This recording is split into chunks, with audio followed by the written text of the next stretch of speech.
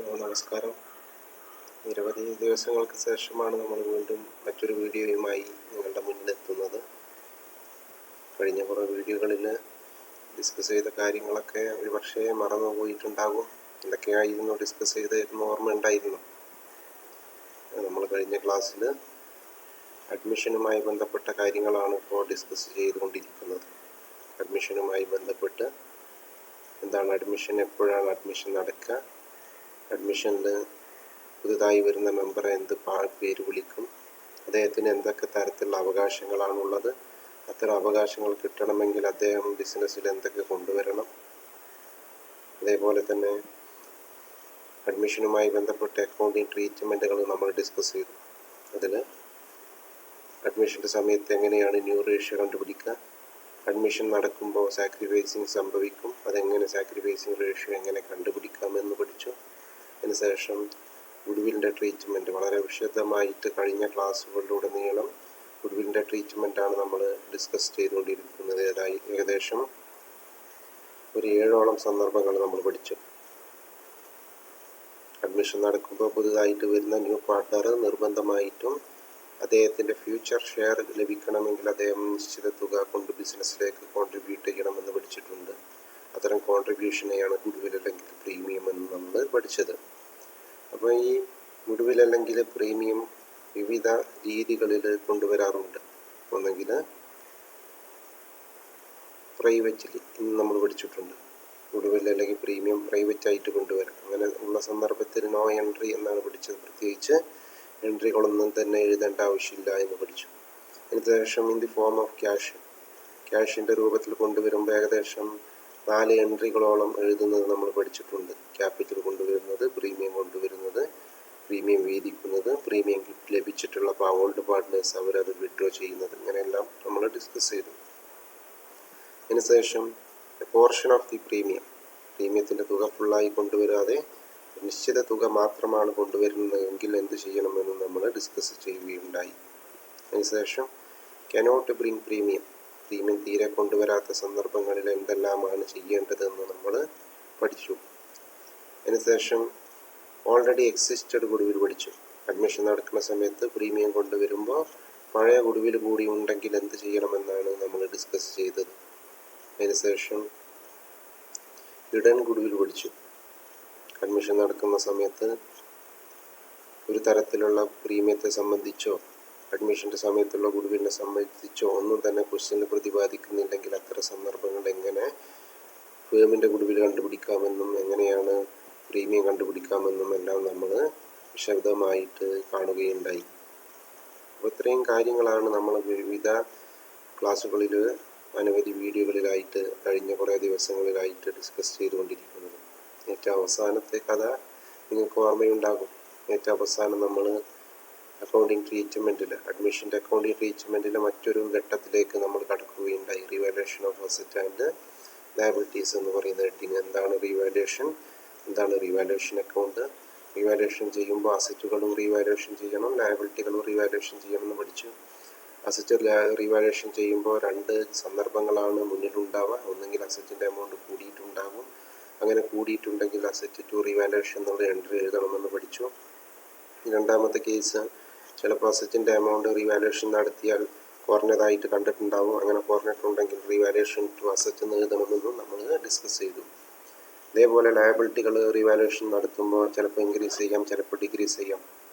Liability increase ആണ് ചെയ്തതെങ്കിൽ revaluation to liability, decrease ആണ് ചെയ്തതെങ്കിൽ revaluation liability to revaluation. അപ്പോൾ ഇത്രയും കാര്യങ്ങളാണ് നമ്മൾ കഴിഞ്ഞ കുറേ ക്ലാസ്സിൽ കഴിഞ്ഞ വീഡിയോയിൽ നമ്മൾ ഏറ്റവും അവസാനം ഡിസ്കസ് ചെയ്തുകൊണ്ടിരുന്നത്. അപ്പോൾ ഏറ്റവും പ്രധാനപ്പെട്ട മറ്റൊരു ഘട്ടത്തിലേക്കാണ് നമ്മൾ ഇനി കടക്കാൻ വേണ്ടി പോകുന്നത്. എല്ലാ ആളുകളും പ്രത്യേകം നല്ല ശ്രദ്ധയോടുകൂടി തന്നെ ഇതിനെ കാണണം എന്ന് നിങ്ങളോട് ഓർമ്മപ്പെടുത്തുകയാണ്. കാരണം ഒരു ഫൈനൽ സ്റ്റേറ്റ്മെൻറ്റ് പാർട്ണർഷിപ്പിൽ നമ്മൾ ചെറിയ കാൽക്കുലേഷനുകളെ കുറിച്ചും ചെറിയ പ്രോബ്ലങ്ങളൊക്കെയാണ് ഇത്രയും സമയം നമ്മൾ ഡിസ്കസ് ചെയ്തുകൊണ്ടിരുന്നത്. എന്നാൽ അതിൽ നിന്നെല്ലാം വ്യത്യസ്തമായി പാർട്ണർഷിപ്പിൽ നിന്ന് വരുന്ന ടൈപ്പ് ക്വസ്റ്റ്യനുകൾ എങ്ങനെ വർക്കൗട്ട് ചെയ്യണം എന്ന ഘട്ടത്തിലേക്കാണ് നമ്മൾ കടക്കുന്നത്. അഡ്മിഷനുമായി ബന്ധപ്പെട്ട് SAI ചോദിക്കാൻ സാധ്യതയുള്ള 8 മാർക്കിൻ്റെ ക്വസ്റ്റ്യനാണ് നമ്മൾ അതിൽ ഏറ്റവും ബേസിക് ആയിട്ടുള്ള ഏറ്റവും സിമ്പിളായിട്ടുള്ള ഒരു ഫോമിലുള്ള ഒരു ക്വസ്റ്റ്യനാണ് നിങ്ങളുടെ മുന്നിൽ അവതരിപ്പിച്ചത്. ഇത് തന്നെ നല്ല രീതിയിൽ എല്ലാവരും മനസ്സിലാക്കാൻ വേണ്ടി ശ്രദ്ധിക്കുക. നമ്മൾ ഇന്ന് ഈ ഒരു ക്വസ്റ്റ്യൻ മാത്രമാണ് ഡിസ്കസ് ചെയ്യുന്നത്. കാരണം കൂടുതൽ കാര്യങ്ങൾ ഡിസ്കസ് ചെയ്യുമ്പോൾ സ്വാഭാവികമായും കൺഫ്യൂഷൻ കടന്നു വരാം. അതുകൊണ്ട് തന്നെ വളരെ വ്യക്തമായിട്ട് നിങ്ങൾക്കിത് ക്ലിയർ ആയിട്ടും നിങ്ങൾക്കിത് മനസ്സിലാകണം എന്ന ഉദ്ദേശം വെച്ചുകൊണ്ടാണ് ഈ ഒരൊറ്റ ക്വസ്റ്റ്യൻ മാത്രം ഇന്ന് ഡിസ്കസ് ചെയ്യാൻ വേണ്ടി മുതിരുന്നത്. അപ്പോൾ എല്ലാ ആളുകളും വളരെ ശ്രദ്ധയോടുകൂടി ഇതിൽ പറയുന്ന കാര്യങ്ങളൊക്കെ പ്രത്യേകം മനസ്സിലാക്കണമെന്ന് നിങ്ങളോട് ഓർമ്മപ്പെടുത്തുകയാണ്. അപ്പം നമുക്ക് നോക്കാം. ഇവിടെ ഒരു എക്സാമ്പിൾ തന്നിട്ടുണ്ട്. Akash and Balan are partners in a firm. ഒരു പാർട്ണർഷിപ്പ് ഫേമിലെ പാർട്ണർമാരാണ് ആകാശും ബാലനും. Who share profits in the ratio of 3:2. ഇവർ ലാഭനഷ്ടങ്ങൾ 3:2 എന്ന അനുപാതത്തിലാണ് ഷെയർ ചെയ്യുന്നത്. Their balance sheet as on 1/4/2016 stood as follows. 2016 March 1 അവരുടെ ബാലൻസ് ഷീറ്റാണ് ചുവടെ തന്നിട്ടുള്ളത്. ഈ ബാലൻസ് ഷീറ്റ് ചുവടെ കിടക്കുന്നുണ്ട്. ഇതിന് താഴെയായിട്ട് ബാലൻസ് ഷീറ്റ് നമുക്ക് ആവശ്യമുള്ള സന്ദർഭത്തിൽ വായിച്ചു നോക്കാവുന്നതാണ്. താഴെ നോക്കുക.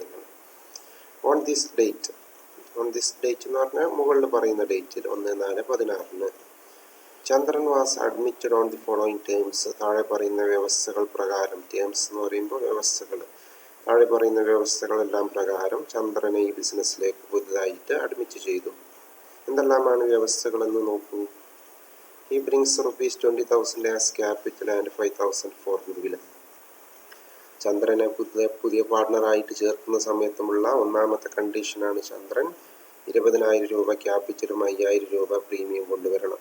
നിങ്ങൾക്കറിയാം, ഒരു പാർട്ട്ണർക്കും ക്യാപിറ്റലും പ്രീമിയവും കോൺട്രിബ്യൂട്ട് ചെയ്യാതെ ബിസിനസ്സിൽ പാർട്ട്ണറായിട്ട് എൻ്റർ ചെയ്യാൻ സാധിക്കില്ല എന്നുള്ള കാര്യം നിങ്ങൾക്കറിയാം. ഇനി ക്യാപിറ്റലും പ്രീമിയവും ഇയാൾ കൊണ്ടുവന്നിട്ടുണ്ടെങ്കിൽ എന്ത് ചെയ്യണമെന്ന് നമ്മൾ മുൻകാലങ്ങളിൽ പഠിക്കുകയുണ്ടായി.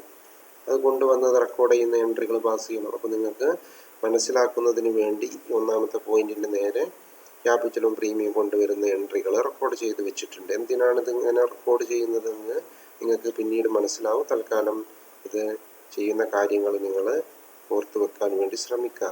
ഇതിൻ്റെ ഫർദർ യൂസ് എന്താണെന്നുള്ള താഴെ പോകുമ്പോൾ നിങ്ങൾക്ക് മനസ്സിലാകും. അപ്പോൾ ക്യാപിറ്റലും പ്രീമിയം കൊണ്ടുവരുമ്പോൾ cash account debtor to capital to premium എന്നാണ് കൊണ്ടുവരുമ്പോൾ. Cash to capital to premium ഷോർട്ടാക്കി റെക്കോർഡ് ചെയ്തതാണ്. അത് എൻട്രിയുടെ ഫോർമാറ്റിൽ നിങ്ങൾ എഴുതിയെടുക്കാൻ വേണ്ടി ശ്രമിക്കണമെന്ന് ഓർമ്മപ്പെടുത്തുകയാണ്. Cash account debtor to capital account to premium account ഒന്നാമത്തെ എൻട്രി ആയി. 2 നിങ്ങൾക്ക് പഠിച്ചിട്ടുണ്ട്. പ്രീമിയം കൊണ്ടുവന്നിട്ടുണ്ടെങ്കിൽ ആരും പറയാതെ തന്നെ പ്രീമിയത്തിൻ്റെ എമൗണ്ട് വീതിക്കണമെന്ന് നമ്മൾ പഠിച്ചതാണ്. അപ്പോൾ ഈ ഒന്നാമത്തെ പോയിന്റിൽ തന്നെ രണ്ടാമത്തെ ഒരു എൻട്രി കൂടി കടന്നു വരും. ക്യാപിറ്റലും പ്രീമിയം കൊണ്ടുവന്നതിന് എൻട്രി എഴുതി, അതിന് പുറമെ പ്രീമിയം വീതിച്ചു കൊടുക്കുന്നതിന് എൻട്രി കാണിക്കണം. അപ്പോൾ തൊട്ട് താഴെ premium account debtor to old പാർട്ട്നേഴ്സിനാണല്ലോ വീതിച്ചു കൊടുക്കുക. ടു ആകാശ് ടു ബാലൻ, ഷോർട്ടാക്കി AB എന്ന് എഴുതിയതാണ്, ആകാശും ബാലൻ. അപ്പോൾ ചുരുക്കി പറയുമ്പോൾ ഒന്നാമത്തെ പോയിന്റിൽ നിന്നും നമുക്ക് ഏകദേശം ഒരു 2 എൻട്രികൾ ഇവിടെ നോട്ട് ചെയ്ത് വെച്ചിട്ടുണ്ട്. ഒന്നാമത്തെ പോയിന്റിൽ നിന്ന് നിങ്ങൾക്ക് എഴുതിയെടുക്കരുത്, പ്രത്യേകം നോട്ട് ചെയ്യാൻ വേണ്ടി കാണിച്ചതാണ്. ശ്രദ്ധിക്കുമല്ലോ നിങ്ങൾ. അപ്പോൾ ഒന്നാമത്തെ പോയിന്റിൽ നിന്ന് 2 എൻട്രികൾ എഴുതി, ക്യാപിറ്റലും പ്രീമിയം കൊണ്ടുവന്നത് എഴുതി, പ്രീമിയം വീതിച്ചു കൊടുത്തത് എഴുതി. മനസ്സിലായിട്ടുണ്ടാകുമെന്നാണ് വിചാരിക്കുന്നത്. എന്തെങ്കിലും സംശയം ഉണ്ടെങ്കിൽ നിങ്ങൾക്ക് ചോദിക്കാം. ഇനി രണ്ടാമത്തെ point, the value of stock reduced by 10%. Stock എന്ന് പറയുന്ന വസ്തുവിൻ്റെ വില, വാല്യൂ എന്നല്ല പറഞ്ഞത്, വില അല്ലെങ്കിൽ മൂല്യം, റെഡ്യൂസ്ഡ് കുറച്ചിട്ടുണ്ട് ബൈ 10%. എത്ര ശതമാനം? 10% കുറച്ചിട്ടുണ്ട് സ്റ്റോക്കിൻ്റെ എമൗണ്ട്. അപ്പം നമുക്ക് നോക്കാം. അസറ്റ് സൈഡിൽ ബാലൻസ് ഷീറ്റിനകത്ത് കാണാൻ നിങ്ങൾക്ക് സ്റ്റോക്ക് 20,000 അതിൻ്റെ 10% 2,000 രൂപ കുറച്ചിട്ടുണ്ട്. അപ്പോൾ ഇനി നിലവിൽ സ്റ്റോക്കിൻ്റെ എമൗണ്ട് എത്രയാകും? 20,000 നിന്ന് 2,000 രൂപയുടെ സ്റ്റോക്ക് പോയി കഴിഞ്ഞാൽ ബാക്കി 18,000 രൂപയുടെ സ്റ്റോക്കായി മാറും. അപ്പോൾ എന്താണ് അവിടെ സംഭവിച്ചത്? വാല്യൂ ചെയ്തപ്പോൾ സ്റ്റോക്ക് എന്ന് പറയുന്ന അസറ്റ്, ഇതിനെക്കുറിച്ചാണല്ലോ പറഞ്ഞത്. വാല്യൂ ചെയ്തപ്പോൾ സ്റ്റോക്ക് എന്ന് പറയുന്ന അസറ്റ് എന്ത് സംഭവിച്ചാണ്? 10% റെഡ്യൂസ് ചെയ്തു എന്നാണ് പറഞ്ഞത്. അപ്പോൾ ഡിക്രീസ് ചെയ്തിട്ടുണ്ട്, ഡിക്രീസ് ആണ് ചെയ്തിട്ടുള്ളത്. അപ്പോൾ സ്റ്റോക്ക് ഡിക്രീസ് ചെയ്തിട്ടുണ്ട്. സ്റ്റോക്ക് എന്ന് പറയുമ്പോൾ എന്താണെന്ന് നിങ്ങൾക്കറിയാം. സ്റ്റോക്ക് എന്ന് പറയുമ്പോൾ ഒരു അസറ്റാണ്. അസറ്റ് പറയുമ്പോൾ എൻട്രി നിങ്ങൾ പഠിച്ചില്ലേ? എന്താണ് എൻട്രി? റിവാലുവേഷൻ ടു അസറ്റ് എന്നാണ്. അപ്പോൾ എൻട്രി രണ്ടാമത്തേന് നേരെ നമ്മളിവിടെ റിപ്പോർട്ട് ചെയ്യും. രണ്ടാമത്തെ എൻട്രി നമ്മളിവിടെ റെക്കോർഡ് ചെയ്ത് വെച്ചിട്ടുണ്ട്. Revaluation to stock. ക്ലിയർ ആയല്ലോ? അപ്പോൾ സ്റ്റോക്കിൻ്റെ എമൗണ്ട് 10% കുറച്ചു എന്ന് പറഞ്ഞു. അപ്പോൾ സ്റ്റോക്ക് ഡിക്രീസ് ആണ് ചെയ്തത്. സ്റ്റോക്ക് എന്ന് പറയുമ്പോഴോ അസറ്റ് ആണല്ലോ. അസറ്റ് സൈഡ് കിടക്കുന്ന ഐറ്റം അസറ്റ് ആണല്ലോ ആവാറുള്ളത്. അപ്പോൾ അസറ്റാണ് ഡിക്രീസ് ചെയ്തത്. അസറ്റ് ഡിക്രീസ് ചെയ്യുമ്പോൾ എൻട്രി റിവാലുവേഷൻ ടു സ്റ്റോക്ക്. ഇനി third point, plant and machinery increased by 20%. ഇതേപോലെ നേരത്തെ ഡിക്രീസ് ആണ് ചെയ്തത്, ഇവിടെ പ്ലാന്റ് ആൻഡ് മെഷീനറി ഇൻക്രീസ് ആണ് ചെയ്യുന്നത്. പ്ലാന്റ് ആൻഡ് മെഷീനറി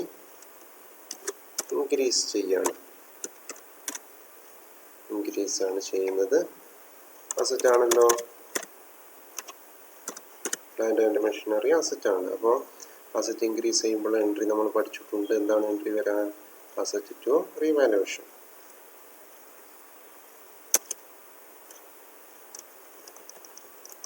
നേരെ റെക്കോർഡ് ചെയ്ത് വെച്ചിട്ടുണ്ട്. അസറ്റ് ടു റീവാലുവേഷൻ ആണ്. അസറ്റിന്റെ പേര് കൊടുക്കുക. പ്ലാന്റ് ആൻഡ് മെഷീനറി ആണല്ലോ ഇവിടെ പറഞ്ഞത്. Plant and machinery to revaluation. Next, provision for doubtful debtors to be created on debtors. ഡെപ്റ്റേഴ്സിന്റെ മേൽ 5% പ്രൊവിഷൻ ഉണ്ടാക്കാനാണ് നിങ്ങളോട് ആവശ്യപ്പെടുന്നത്. അപ്പോൾ നിങ്ങൾ മനസ്സിലാക്കുക, പ്രൊവിഷൻ എന്ന് പറയുമ്പോൾ ഒരു ലയബിലിറ്റിയാണ്. പ്രൊവിഷൻ എന്ന് പറയുമ്പോൾ ഒരു ലയബിലിറ്റിയാണ്. 5% പ്രൊവിഷൻ ഉണ്ടാക്കാനാണ് നിങ്ങളോട് ആവശ്യപ്പെടുന്നത്. ക്ലിയർ ആയല്ലോ? പ്രൊവിഷൻ എന്ന് പറയുമ്പോൾ ഒരു ലയബിലിറ്റിയാണ്. 5% പ്രൊവിഷൻ ഉണ്ടാക്കാനാണ് ആവശ്യപ്പെടുന്നത്. അപ്പോൾ 5% പ്രൊവിഷൻ ഉണ്ടാക്കുമ്പോൾ എന്ത് സംഭവിക്കും? നിലവിൽ പ്രൊവിഷൻ എന്ന് പറയുന്ന ബാധ്യത ഇല്ല. പുതുതായിട്ടൊരു പ്രൊവിഷൻ എന്ന് പറയുന്ന ബാധ്യത ഉണ്ടാക്കുമ്പോൾ ബാധ്യത എന്ത് ചെയ്യും? ലയബിലിറ്റി ഇൻക്രീസ് ചെയ്യും. ലയബിലിറ്റി ഇൻക്രീസ് ആണ് ചെയ്യാറുള്ളത്. ക്ലിയർ ആവുന്നതിന് വേണ്ടിയാണ് എഴുതുന്നത്, മനസ്സിലാക്കുമെന്നാണ് കരുതുന്നത്. ലയബിലിറ്റി ഇൻക്രീസ് ആണ് ചെയ്യുന്നത്. അപ്പോൾ നമ്മൾ ലയബിലിറ്റി ഇൻക്രീസ് ചെയ്യുമ്പോൾ എഴുതേണ്ട എൻട്രി എഴുതണം. ക്ലിയർ ആയല്ലോ വന്ന വഴി? അപ്പോൾ 5% പ്രൊവിഷൻ ഉണ്ടാക്കാനാണ് ആവശ്യപ്പെട്ടത്. പ്രൊവിഷൻ ഒരു ലയബിലിറ്റിയാണ്. നിലവിൽ പ്രൊവിഷൻ എന്ന് പറഞ്ഞ ലയബിലിറ്റി ഇല്ല. അപ്പോൾ അങ്ങനെ പുതുതായിട്ട് ഒരു പ്രൊവിഷൻ ഉണ്ടാക്കുമ്പോൾ ലയബിലിറ്റി ഇൻക്രീസ് ചെയ്യും. ലയബിലിറ്റി ഇൻക്രീസ് ചെയ്യുമ്പോൾ എൻട്രി നമ്മൾ പഠിച്ചിട്ടുണ്ട്. റിവാലുവേഷൻ ടു ലയബിലിറ്റി ആണ്. അപ്പോൾ റിവാലുവേഷൻ ടു ലയബിലിറ്റിയുടെ പേര് എഴുതാം, provision. Revaluation to provision. Next, value of furniture reduced to 12,000. ഫർണിച്ചറിൻ്റെ വാല്യൂ 12,000 റെഡ്യൂസ്ഡ് ബൈ അല്ല പറഞ്ഞത്. ബൈ എന്ന് പറഞ്ഞാൽ 12,000 കുറച്ചു. ഇവിടെ റെഡ്യൂസ്ഡ് ടു എന്നാണ് പറഞ്ഞത്. 12,000 കുറച്ചു. അപ്പോൾ നിലവിൽ എത്രയായിരുന്നു? ഫർണിച്ചർ 15,000 ആയിരുന്നു. ആ 15,000 12,000 ആക്കി. അപ്പോൾ എന്ത് സംഭവിച്ചിട്ടുണ്ട്? അപ്പോൾ എന്ത് സംഭവിച്ചത്? അവിടെ ഡിക്രീസ് അല്ലേ? കുറയല്ല ചെയ്തത്, ഡിക്രീസ് ആണ് സംഭവിച്ചത്. ഇവിടെ പറയുന്ന ഐറ്റം ഏതാണ്? ഒരു അസറ്റ് ആണല്ലോ. അത് ക്ലിയർ ആയല്ലോ? ഫർണിച്ചർ അസറ്റ് ആണ്. അസറ്റ് ഡിക്രീസ് ചെയ്തു. അസറ്റ് ഡിക്രീസ് ചെയ്യുമ്പോൾ എൻട്രി നമ്മൾ പഠിച്ചിട്ടുണ്ട്. റിവാലുവേഷൻ ടു അസറ്റ് എന്നാണ് എൻട്രി. റിവാലുവേഷൻ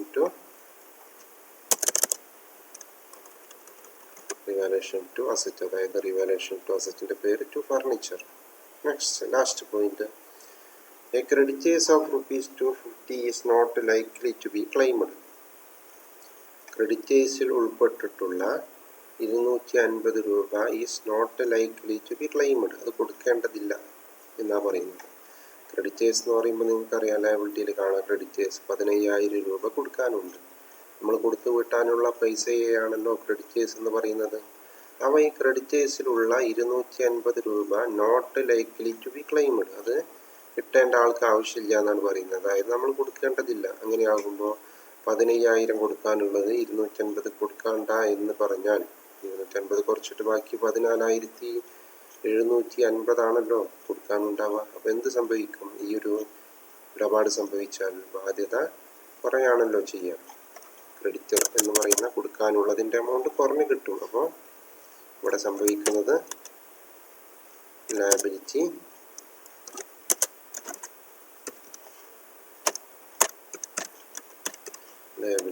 ഡിക്രീസ് ചെയ്യും. ലയബിലിറ്റി ഡിക്രീസ് ചെയ്യുമ്പോൾ നമ്മൾ എൻട്രി പഠിച്ചിട്ടുണ്ട്, ലയബിലിറ്റി ടു റിവാലുവേഷൻ. അപ്പോൾ ലയബിലിറ്റിയുടെ പേര് എഴുതാം, ക്രെഡിറ്റേഴ്സ് ടു റിവാലുവേഷൻ.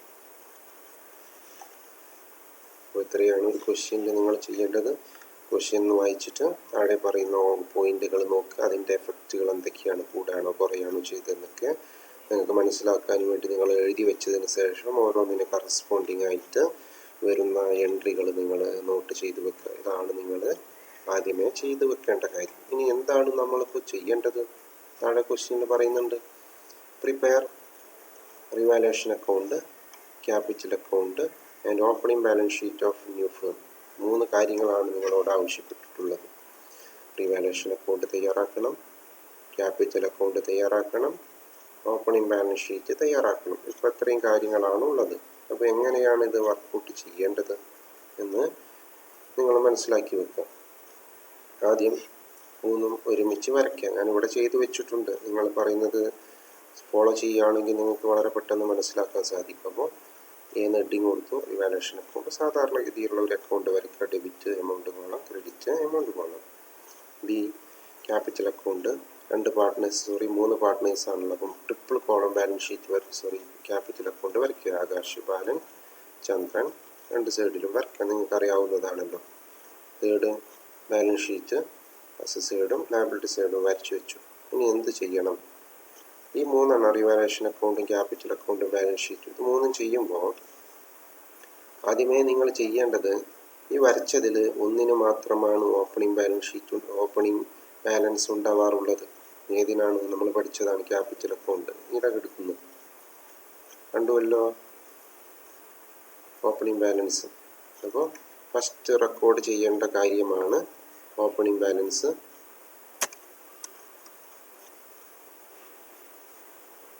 ഇതാണ് നിങ്ങൾ ഫസ്റ്റിൽ റെക്കോർഡ് ചെയ്ത് വെക്കേണ്ട കാര്യം. അപ്പോൾ ഇതിനകത്ത് ഞാൻ മാർക്ക് ചെയ്യുന്നുണ്ട്. നമ്മുടെ റെക്കോർഡിങ്ങിന് അത് ബുദ്ധിമുട്ടാവും എന്നുള്ളത് കൊണ്ടാണ്. അപ്പോൾ ആദ്യം ചെയ്യേണ്ടത് ഓപ്പണിംഗ് ബാലൻസ് ക്യാരി ഡൗൺ അല്ല, balance broad on. Opening balance broad on ചെയ്യുക. ഇവിടെ കാണാം നിങ്ങൾക്ക് ബാലൻസ് ഷീറ്റിൽ ആകാശിൻ്റെ എമൗണ്ട് 40ഉം ബാലൻ്റെ എമൗണ്ട് 30ഉം രണ്ടും കാണിക്കാം. 40,000 30,000. ഇതാണ് ഫസ്റ്റ് ചെയ്യേണ്ട സംഗതി. ഇത് കഴിഞ്ഞതിന് ശേഷം ഇനി അപ്പോൾ ആദ്യം ചെയ്യേണ്ടത് എന്താണെന്ന് ക്ലിയർ ആയല്ലോ. 3 വരയ്ക്കുക. 3 വരച്ച് പേരുകളും കോളങ്ങളുടെ നെയിമുകളൊക്കെ കൊടുത്തതിന് ശേഷം നിങ്ങൾ ഓപ്പണിംഗ് ബാലൻസ് ആദ്യമേ ക്യാപിറ്റൽ അക്കൗണ്ടിൻ്റെ അടുത്ത് എഴുതുക. അതിന് ശേഷം ഓരോ എൻട്രികൾ എടുക്കുക. ഓരോ എൻട്രികൾ എടുത്തിട്ട് ആവശ്യമുള്ള സ്ഥലത്തേക്ക് പോസ്റ്റ് ചെയ്യണം. അത്രയേ ചെയ്യേണ്ടതായിട്ടുള്ളൂ. അപ്പോൾ ആദ്യം ഫസ്റ്റ് എൻട്രി, ഒന്നാമത്തെ പോയിന്റ് 2 എൻട്രികൾ ഉണ്ട് എന്ന് പറഞ്ഞല്ലോ. Cash to capital to premium. അപ്പോൾ നോക്കുക, cash to capital to premium. ആദ്യം ക്യാഷ് അക്കൗണ്ട് നമ്മൾ തയ്യാറാക്കുന്നുണ്ടോ? ഇല്ലല്ലോ, ഒഴിവാക്കുക. ക്യാപിറ്റൽ അക്കൗണ്ട് തയ്യാറാക്കുന്നുണ്ടല്ലോ താഴെ. അപ്പോൾ ക്യാപിറ്റൽ അക്കൗണ്ട് തയ്യാറാക്കുന്നുണ്ട്.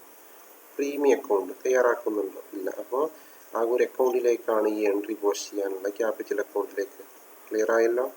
അപ്പോൾ cash account to capital account to premium account എന്ന് പറയുന്ന സാധാരണ ഓർഡിനറി ഫോമിൽ എൻട്രി എഴുതി വെച്ചിട്ടുണ്ടാവണം നിങ്ങൾ.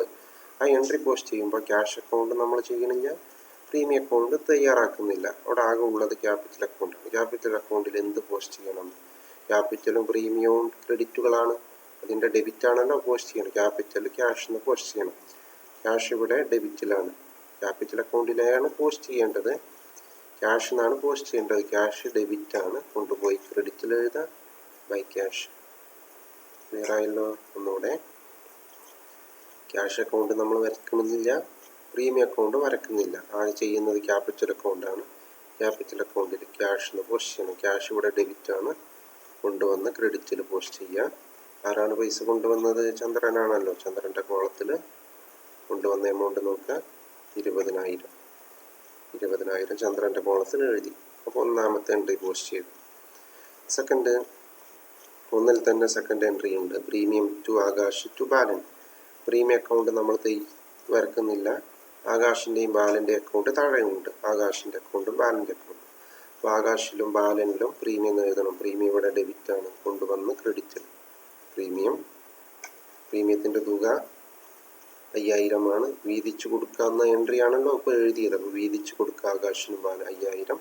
ക്വസ്റ്റ്യനിൽ പറയുന്ന റേഷ്യോ 3:2 5000 × 3/5 5000 × 2/5 രണ്ട് പേർക്കും വീതിച്ചു കൊടുക്കും. അപ്പോൾ എന്തെല്ലാം ചെയ്തു? ഓപ്പണിംഗ് ബാലൻസ് എഴുതി. ഒന്നാമത്തെ പോയിന്റിൽ 2 എൻട്രികളാണ് പോസ്റ്റ് ചെയ്ത്. ക്യാപിറ്റൽ ക്യാഷ് എന്ന് എഴുതി. ചന്ദ്രനാണ് കൊടുക്കുന്നത്, ചന്ദ്രൻ്റെ കോളത്തിൽ എമൗണ്ട് എഴുതി. Premium to Akash to Balan. ആകാശിനും ബാലനും പ്രീമിയം എന്ന് പോസ്റ്റ് ചെയ്തു. പ്രീമിയം ഡെബിറ്റാണ്, ക്രെഡിറ്റിൽ പോസ്റ്റ് ചെയ്തു. എമൗണ്ട് 3:2 പ്രകാരം 2 പേർക്കും വീതിച്ചു കൊടുത്ത് കാണിച്ചു. ക്ലിയർ ആയല്ലോ? നെക്സ്റ്റ് സെക്കൻഡ് പോയിന്റിൻ്റെ നേരെ എൻട്രി നമ്മൾ കാര്യങ്ങളൊക്കെ വിശദീകരിച്ച് പറഞ്ഞതാണ്. ഇനി വീണ്ടും വിശദീകരിക്കുന്നതിൽ എൻട്രി നോക്കുക. Revaluation to stock. Revaluation account നമ്മൾ വരക്കുന്നുണ്ട്, സ്റ്റോക്ക് അക്കൗണ്ട് ഇല്ലല്ലോ. അപ്പോൾ റിവാലേഷൻ അക്കൗണ്ടിലേക്ക് മാത്രമേ പോസ്റ്റ് ചെയ്യാനുള്ളൂ. റിവാലേഷൻ അക്കൗണ്ടിൽ സ്റ്റോക്ക് എന്ന് പോസ്റ്റ് ചെയ്യണം. സ്റ്റോക്ക് ഇവിടെ ക്രെഡിറ്റ് ആണ്, നമ്മൾ ഡെബിറ്റിൽ പോസ്റ്റ് ചെയ്യും. സ്റ്റോക്ക് ഡെബിറ്റിൽ റിവാലേഷൻ അക്കൗണ്ട് ഇതാണല്ലോ, അതിൻ്റെ ഡെബിറ്റിൽ സ്റ്റോക്ക് എന്ന് എഴുതി.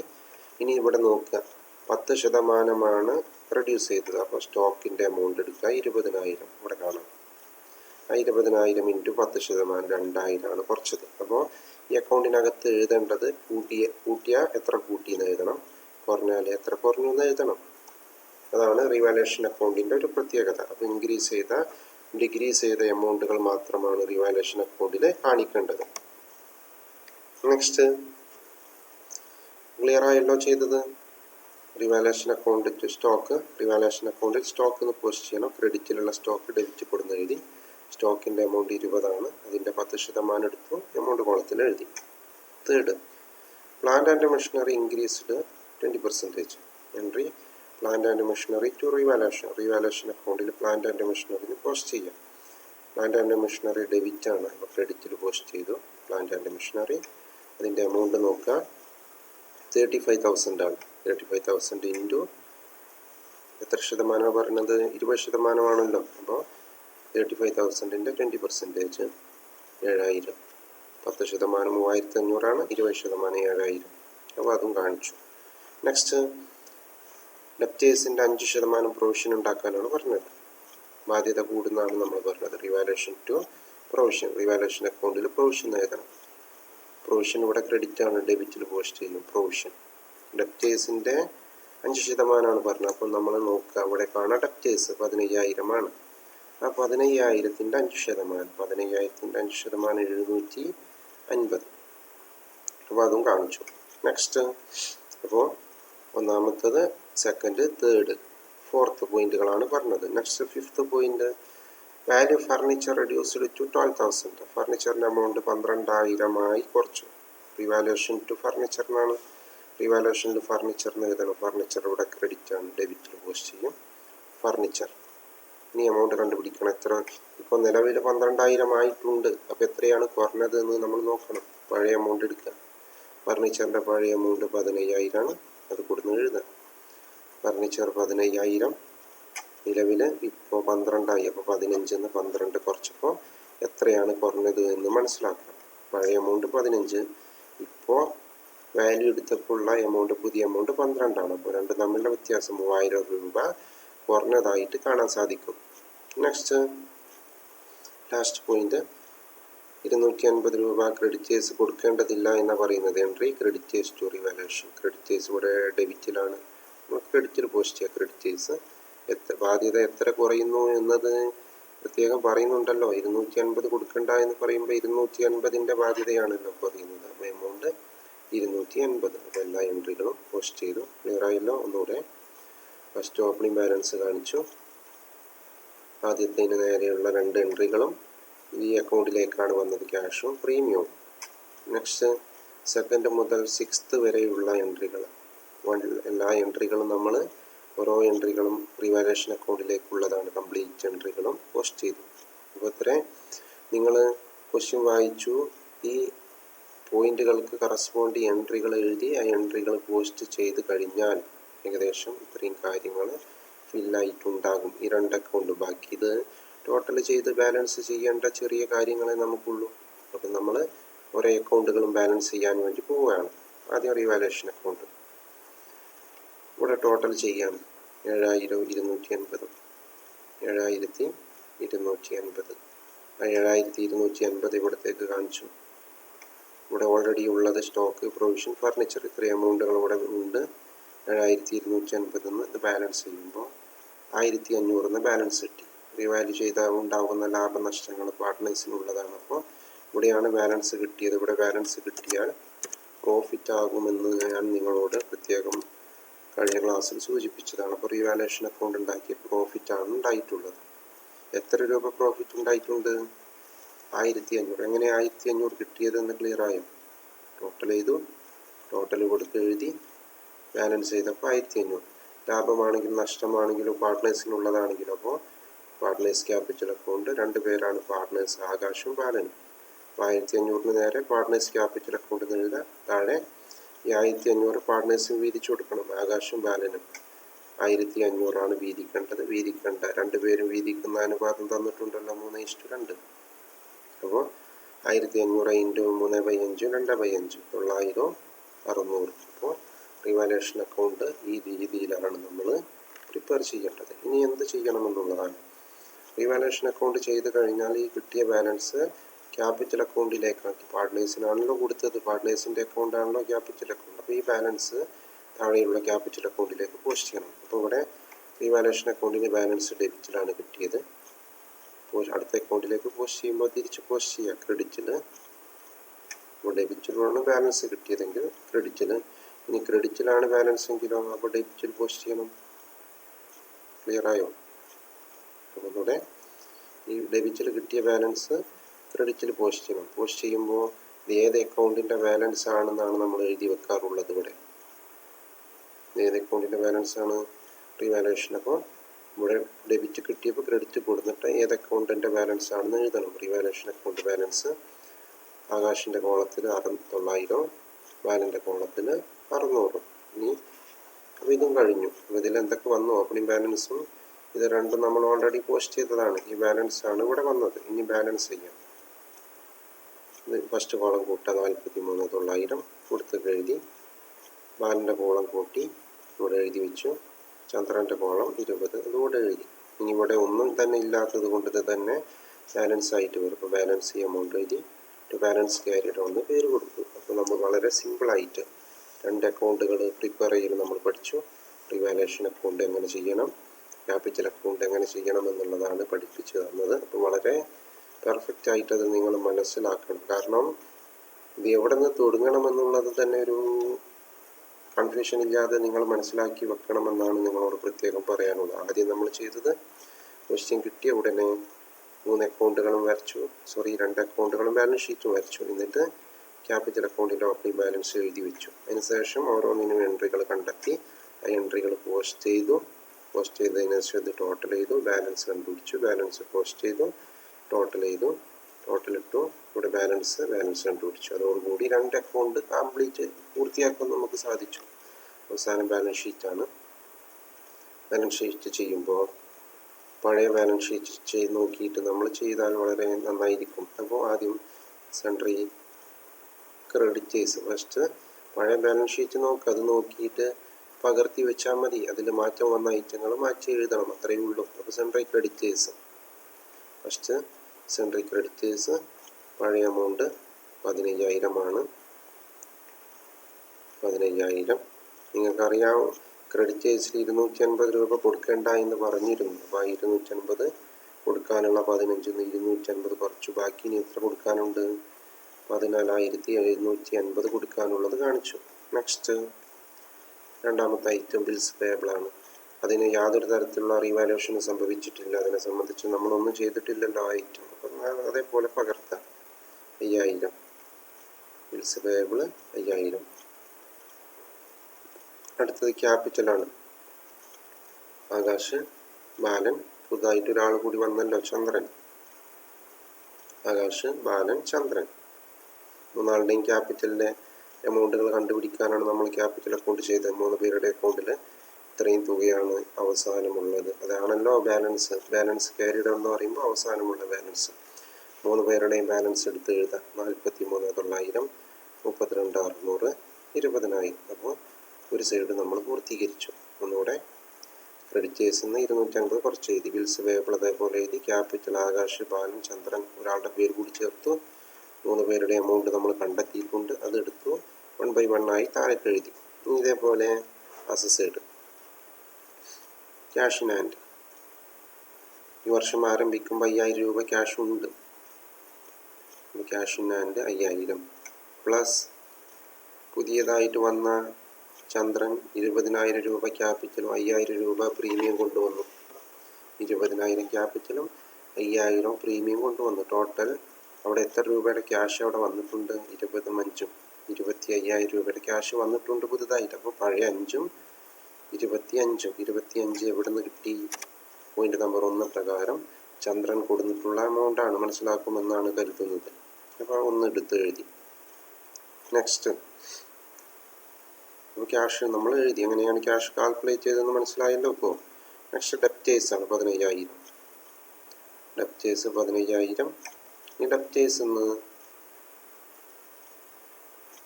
നിങ്ങൾക്കറിയാം, ഡെപ്റ്റേഴ്സിൻ്റെ മേലെ 5% പ്രൊവിഷൻ പോയിട്ടുണ്ട്. 5% കിട്ടാക്കടമായി പോയി എന്നാണ് പറയുന്നത്. അപ്പോൾ ഡെപ്റ്റേഴ്സ് എന്ന് പ്രൊവിഷൻ കുറച്ചത് എന്താണെന്ന് ഇവിടെ ബ്രാക്കറ്റിൽ പറയുന്നുണ്ട്. പ്രൊവിഷനാണ് നമ്മൾ കുറച്ചത്. ഡെപ്റ്റേഴ്സ് എന്ന് പ്രൊവിഷൻ 750 കുറച്ചു. അപ്പോൾ ഡെപ്റ്റേഴ്സ് 15,000 ലെസ് പ്രൊവിഷൻ കുറച്ചു. ബാക്കി 14,250. ക്ലിയർ ആയല്ലോ. ഒന്നുകൂടെ സെൻട്രൽ ക്രെഡിറ്റേഴ്സ് ഇവിടെ കുറച്ചത് പോയിന്റ് നമ്പർ ഏത് പ്രകാരമാണ്? പോയിന്റ് നമ്പർ 6 പ്രകാരമാണ്. അഡ്ജസ്റ്റ്മെന്റ് പോയിന്റ് 6 പ്രകാരമാണ് നമ്മൾ കുറച്ചത്.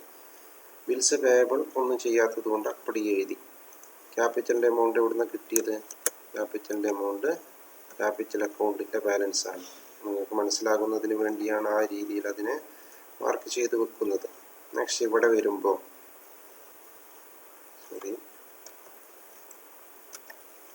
ഇവിടെ സെൻട്രൽ ക്രെഡിറ്റേഴ്സ് പോയിന്റ് നമ്പർ 6 പ്രകാരം ക്യാപിറ്റൽ അക്കൗണ്ട് പ്രകാരം കണ്ടുപിടിത്തിയ ബാലൻസ് ആണ്.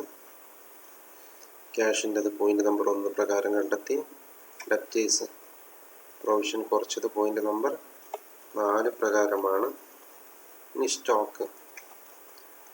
അപ്പോൾ ക്യാഷ് എടുത്തു, ഡെപ്റ്റേഴ്സ് എടുത്തു. അടുത്ത സ്റ്റോക്കാണ്. 20,000 ആണ് സ്റ്റോക്കിൻ്റെ പഴയ എമൗണ്ട്. സ്റ്റോക്കിൻ്റെ 10% കുറഞ്ഞിട്ടുണ്ടല്ലോ. അപ്പോൾ അത് ഈ കുറഞ്ഞ എമൗണ്ടൊക്കെ ഓൾറെഡി നമ്മൾ റിവാലുവേഷൻ അക്കൗണ്ടിൻ്റെ അകത്ത് എഴുതി വെച്ചാണ്. സ്റ്റോക്കിൻ്റെ എമൗണ്ട് 2,000 കുറഞ്ഞിട്ടുള്ളത്. അപ്പോൾ സ്റ്റോക്ക് പോയിന്റ് നമ്പർ എത്ര പ്രകാരമാണ് കുറയുന്നത്? സ്റ്റോക്ക് പോയിന്റ് നമ്പർ 2ലാണ് സ്റ്റോക്ക് കുറയുന്നത് പറയുന്നത്. അപ്പോൾ സ്റ്റോക്ക് പോയിന്റ് നമ്പർ 2 പ്രകാരം ആദ്യം ഉണ്ടായിരുന്നത് 20,000 കുറഞ്ഞ എമൗണ്ട് റിവാലുവേഷൻ അക്കൗണ്ടിൻ്റെ അകത്ത് ഉണ്ടാകും. നോക്കിയാൽ മതി, കാണാമല്ലോ നിങ്ങൾക്ക്. സ്റ്റോക്ക് കുറഞ്ഞത് 2,000. അപ്പോൾ 20,000 നിന്ന് 2,000 കുറച്ച്, ബാക്കി 18,000. നെക്സ്റ്റ് അടുത്ത ഐറ്റം നോക്കാം. അപ്പോൾ ക്യാഷ് എടുത്തു, ഡെപ്റ്റേഴ്സ് എടുത്തു, സ്റ്റോക്ക് എടുത്തു. അടുത്തത് ഫർണിച്ചറാണ്. അപ്പോൾ നമ്മൾ എഴുതുക ഫർണിച്ചർ. ഫർണിച്ചറിന് എന്ത് സംഭവിച്ചിട്ടുണ്ട്? റെഡ്യൂസ് ചെയ്തിട്ടുണ്ട്. ഇപ്പോൾ നിലവിലുള്ള എമൗണ്ട് 12,000 പോയിന്റ് നമ്പർ 5 പ്രകാരം. അപ്പോൾ നിലവിലുള്ള എമൗണ്ട് 12,000 എന്ന് പറയുമ്പോൾ ഇനി വേറെ കാൽക്കുലേഷൻ്റെ ആവശ്യമില്ലല്ലോ. പോയിന്റ് നമ്പർ 5 പറയുന്നുണ്ട് ഫർണിച്ചറിൻ്റെ ഇപ്പോഴത്തെ എമൗണ്ട് 12 അതെടുത്ത് എഴുതാം. അവസാനം പ്ലാന്റ് ആൻഡ് മെഷീനറി 35,000. എന്തോ പറയുന്നുണ്ടല്ലോ, plant and machinery increased by 20%. Plant and machinery കൂടിയിട്ടുണ്ട്. പ്ലാന്റ് ആൻഡ് മെഷീനറി പഴയ എമൗണ്ട് 35. പോയിന്റ് നമ്പർ 3 പ്രകാരം പ്ലാന്റ് ആൻഡ് മെഷീനറി എത്ര കൂടി? 7,000 കൂടിയത്. റിവാലുവേഷൻ അക്കൗണ്ടിൻ്റെ അകത്ത് പോയി നോക്കുക. കൂടിയ എമൗണ്ടുകളൊക്കെ അവിടെ കാൽക്കുലേറ്റ് ചെയ്ത് വെച്ചിട്ടുണ്ടാകും. 7,000, 35, 7, 42,000. ബാലൻസ് ഷീറ്റ് നമ്മൾ പൂർത്തീകരിച്ചു. ക്ലിയർ ആയല്ലോ. പഴയ ബാലൻസ് ഷീറ്റ് നോക്കുക. ക്രെഡിറ്റേഴ്സ് പഴയ എമൗണ്ടിൽ നിന്ന് 250 കുറച്ച് പോയിന്റ് നമ്പർ 6 പ്രകാരം. ബിൽസ് പേയബിൾ ഒരു മാറ്റവും ഇല്ല, അത് അപ്പടി കാണിച്ചു. ക്യാപിറ്റൽ അക്കൗണ്ട് പ്രകാരം 3 പേരുടെയും ബാലൻസ് എഴുതി. ക്യാഷ് ഇൻ ഹാൻഡ് അഡ്ജസ്റ്റ്മെൻറ്റ് 1 പ്രകാരം പഴയ എമൗണ്ടും ചന്ദ്രൻ കൊണ്ടുവന്ന എമൗണ്ടുകളും കൂട്ടി എഴുതി. ഡെപ്റ്റേഴ്സ് പോയിന്റ് നമ്പർ 4 പ്രകാരം ഡെപ്റ്റേഴ്സിന് പ്രൊവിഷൻ ഉണ്ടാക്കിയിട്ടുണ്ട്. ആ പ്രൊവിഷൻ നമ്മൾ ലെസ് ചെയ്ത് എഴുതി. സ്റ്റോക്ക് പോയിന്റ് നമ്പർ 2 പ്രകാരം സ്റ്റോക്ക് റിഡ്യൂസ് ചെയ്തിട്ടുണ്ട്. ലെസ് ചെയ്ത ഓർമ്മ എമൗണ്ട് ലെസ് ചെയ്ത് എഴുതി. ഫർണിച്ചർ 20% ഫർണിച്ചറിൻ്റെ എമൗണ്ട് 12,000 ആയി എന്ന് പോയിന്റ് നമ്പർ 5 പറയുന്നുണ്ട്. അത് അപ്പടി എഴുതി. പ്ലാന്റ് ആൻഡ് മെഷീനറി 20% കൂടി എന്നാണ് പറയുന്നത്. അപ്പോൾ plant and machinery point number 3 പറയുന്നത്. പഴയ എമൗണ്ടിൻ്റെ കൂടെ കൂടിയ എമൗണ്ട് റിവാലുവേഷൻ അക്കൗണ്ട് നോക്കി കൂട്ടി എഴുതി. 2 സൈഡും ടോട്ടൽ ചെയ്യുമ്പോൾ 1,16,280. അപ്പോൾ ഇങ്ങനെയാണ് ഫൈനൽ സ്റ്റേറ്റ്മെൻറ്റുകൾ നമ്മൾ വർക്കൗട്ട് ചെയ്യേണ്ടത്. ക്വസ്റ്റ്യൻ ചെയ്യേണ്ട ആ ഒരു വഴി നിങ്ങളെ പറഞ്ഞു മനസ്സിലാക്കി തന്നിട്ടുണ്ട്. 3 അക്കൗണ്ടുകളും ആദ്യം വരച്ചു വെക്കുക. അതിനുശേഷം ഓപ്പണിംഗ് ബാലൻസ് എഴുതുക. എൻട്രികൾ പോസ്റ്റ് ചെയ്താൽ ഏകദേശം ഈ 2 അക്കൗണ്ടുകളും പൂർത്തീകരിച്ചിട്ടുണ്ടാകും. ആദ്യം ഇത് ബാലൻസ് ചെയ്യും, ഈ ബാലൻസ് ഇവിടെ എഴുതും, ടോട്ടൽ ചെയ്ത് ബാലൻസ് കണ്ടുപിടിക്കും. അതിനുശേഷം ബാലൻസ് ഷീറ്റ് പഴയ ബാലൻസ് ഷീറ്റ് നോക്കിയിട്ട് മാറ്റം വന്ന ഐറ്റങ്ങൾ കൂടിയ ഐറ്റങ്ങൾ കൂട്ടിയും കുറഞ്ഞ ഐറ്റങ്ങൾ കുറച്ചും എഴുതാം. ഈ രീതിയിലാണ് അക്കൗണ്ട് പ്രിപ്പയർ ചെയ്യേണ്ടത്. അപ്പോൾ നിങ്ങൾക്ക് മനസ്സിലായിട്ടുണ്ടാകുമെന്നാണ് കരുതുന്നത്. അതേപോലെ ഒരു ക്വസ്റ്റ്യൻ ഇവിടെ സബ്മിറ്റ് ചെയ്തിട്ടുണ്ട്. ചെറിയ മാറ്റങ്ങൾ മാത്രമാണ് ഉള്ളത്. അപ്പോൾ നിങ്ങൾ ആകാശും ബാലനും തന്നെയാണ് പഴയ ബാലൻസ് ഷീറ്റ് തന്നെയാണ് ഇവിടെയും തന്നിട്ടുള്ളത്. താഴെ ഉള്ള അഡ്ജസ്റ്റ്മെൻറ്റിൽ ചെറിയ മാറ്റങ്ങൾ മാത്രം കൊണ്ടുവന്നത് 20 തന്നെയാണ്. പക്ഷെ പെർസെൻറ്റേജിലൊക്കെ ചെറിയ മാറ്റങ്ങളുണ്ട്. ആദ്യം 10ഉം 20 ഇവിടെ 15, 25. ബാക്കി ചെറിയ മാറ്റങ്ങൾ മാത്രമാണ് ഉള്ളത്. അതുമായി ബന്ധപ്പെട്ട എൻട്രികളൊക്കെ ഇവിടെ റെക്കോർഡ് ചെയ്ത് വെച്ചിട്ടുണ്ട്. 3 അക്കൗണ്ടുകൾ വരയ്ക്കുക, ഓപ്പണിംഗ് ബാലൻസ് കാണിക്കുക, എൻട്രികൾ പോസ്റ്റ് ചെയ്യുക, ഓരോ അക്കൗണ്ടുകളും ബാലൻസ് ചെയ്യുക. ബാലൻസുകൾ ആദ്യത്തെ റിവാലുവേഷൻ അക്കൗണ്ടിൻ്റെ ബാലൻസ് ക്യാപിറ്റൽ അക്കൗണ്ടിൽ പോസ്റ്റ് ചെയ്തതിനു ശേഷം ക്യാപിറ്റൽ അക്കൗണ്ട് ബാലൻസ് ചെയ്ത് ബാലൻസ് കണ്ടുപിടിക്കുക. അതിനുശേഷം ബാലൻസ് ഷീറ്റ് പഴയ ബാലൻസ് ഷീറ്റ് നോക്കി മാറ്റം വന്ന ഐറ്റങ്ങൾ കൂട്ടിയും കുറച്ചും എഴുതിക്കൊണ്ട് ബാലൻസ് ഷീറ്റും കണ്ടുപിടിക്കുക. അപ്പോൾ ഇന്നത്തെ ക്ലാസ്സിൽ വളരെ ഇമ്പോർട്ടൻ്റ് ആയിട്ടുള്ള ഒരു ടോപ്പിക്കാണ് നമ്മൾ ഡിസ്കസ് ചെയ്തത്. ഒരു ക്വസ്റ്റ്യൻ കൂടി ഡിസ്കസ് ചെയ്യാനുള്ള ഒരു ബുദ്ധിമുട്ട് കൂടുതൽ പറയുമ്പോൾ കൺഫ്യൂഷൻ ഉണ്ടാകും. അതുകൊണ്ട് ഇന്നത്തേക്ക് നമുക്ക് ഇത് മതി എന്നാണ് തോന്നുന്നത്. അപ്പോൾ വളരെ വ്യക്തമായിട്ട് നിങ്ങൾക്ക് മനസ്സിലായിട്ടുണ്ടാകും എന്ന് തന്നെയാണ് പ്രതീക്ഷിക്കുന്നത്. അപ്പോൾ എല്ലാ ആളുകളും വളരെ ശ്രദ്ധയോടുകൂടി ആദ്യം ചെയ്ത ക്വസ്റ്റ്യൻ ഒന്ന് എഴുതിയെടുക്കാനും അതിനുശേഷം രണ്ടാമത് തന്നിട്ടുള്ള വർക്ക് നിങ്ങൾ സ്വന്തമായി വർക്കൗട്ട് ചെയ്തു അതിൻ്റെ ആൻസറുകൾ കണ്ടെത്തി സബ്മിറ്റ് ചെയ്യണമെന്നും പ്രത്യേകം നിങ്ങളെ ഓർമ്മപ്പെടുത്തുകയാണ്. അപ്പോൾ ഇത്രയും സമയം വീഡിയോ കണ്ടു ശ്രദ്ധിച്ചു സഹകരിച്ച എല്ലാ ആളുകൾക്കും നന്ദി അറിയിക്കുകയാണ്. നന്ദി, നമസ്കാരം.